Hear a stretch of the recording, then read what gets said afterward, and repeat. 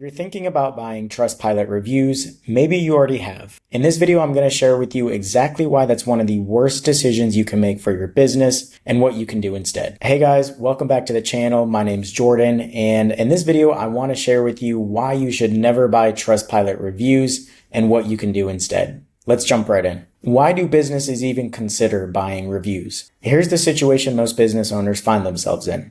They've got a 3.2 rating on Trustpilot, and a competitor down the street might have a 4.7 rating. And every potential customer sees that gap before even picking up the phone, sending an email, or clicking on your offer. And that means there's pressure on you because a low rating on a Trustpilot profile is costing you money every single day. You're losing deals, getting ghosted, and your sales team can't figure out what the problem is. So when someone offers you a shortcut, let's say a couple hundred reviews for only $200-$300, it's quite tempting. And that's exactly how businesses find themselves in far worse situations than when they even started. How does Trustpilot detect fake reviews? Well, they have an entire fraud detection system that is able to catch purchased reviews. It cross-references review profiles, device fingerprints, IP addresses, and behavioral patterns. A batch of 50 reviews that all come in within 48 hours from accounts that have zero prior history doesn't look like organic activity whatsoever.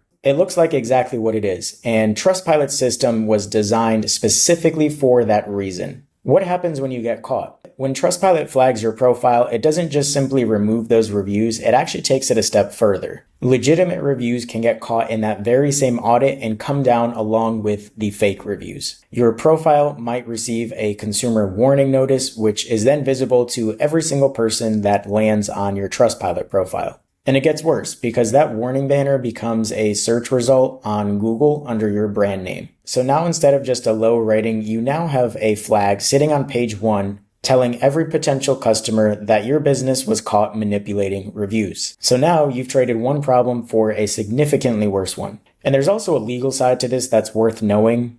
Buying reviews is a direct violation in consumer protection laws in most jurisdictions. The UK, Europe, and US have all moved toward stricter enforcement. Regulatory fines have been issued and more are coming. So this isn't just a platform policy violation, it's actually a legal risk. And here's the thing, these services are so widely available and quite popular, believe it or not. And just to show you guys what I'm talking about, I'm going to share my screen so you understand what I mean here. And so if we just search by Trustpilot reviews, there's actually going to be quite a few websites that pull up here. We've got 1, 2, 3, 4. So there's quite a few on here. And so here's one just for an example. You can actually buy Trustpilot reviews directly from this site. They claim that they can get these reviews to you within just 24 to 72 hours guaranteed. There's a multitude of these websites out there. Best course of action is just to steer clear from them. And that's really what's out there. Slick websites, affordable options, money back guarantee, the whole 9 yards. It's all packaged really, really well.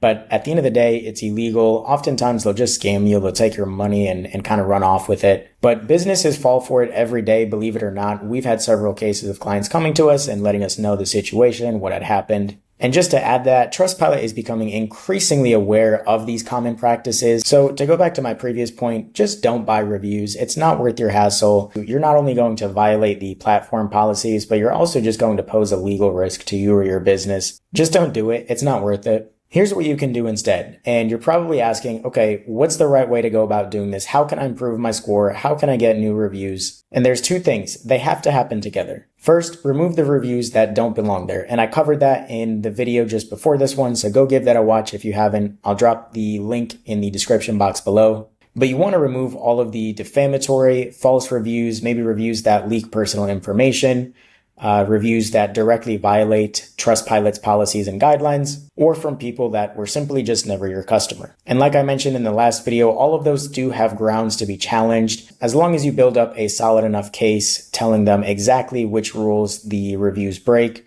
You have grounds to challenge that and potentially remove it. And that's exactly what we do at Media Removal. We've raised hundreds of cases to the content integrity teams, so we understand what reviews have grounds of actually being removed and then others that simply have to stay there. Second is going to be to build up your genuine reviews at the same time.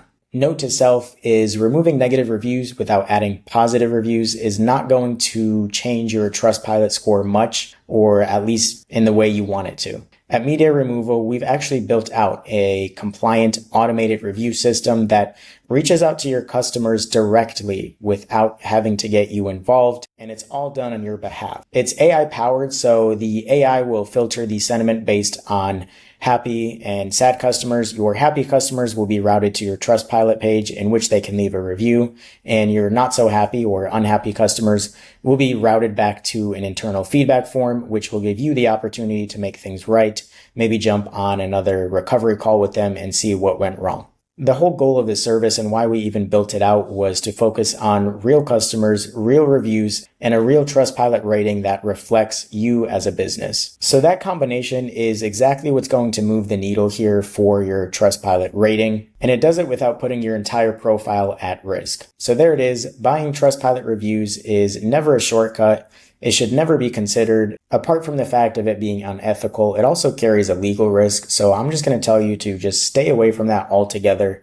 It's not worth the hassle. It's not worth you getting scammed. And it's certainly not worth carrying a legal risk into the business. So if you have a Trustpilot profile that needs cleaning up, or you simply just want to get more reviews on your Trustpilot profile, link in the description and we'll run a free audit. And then you can finally start increasing your Trustpilot profile score ethically and legally. Guys, I hope you enjoyed the video today. If you did, drop a comment, subscribe to the channel, all that jazz, and I'll see you guys in the next one.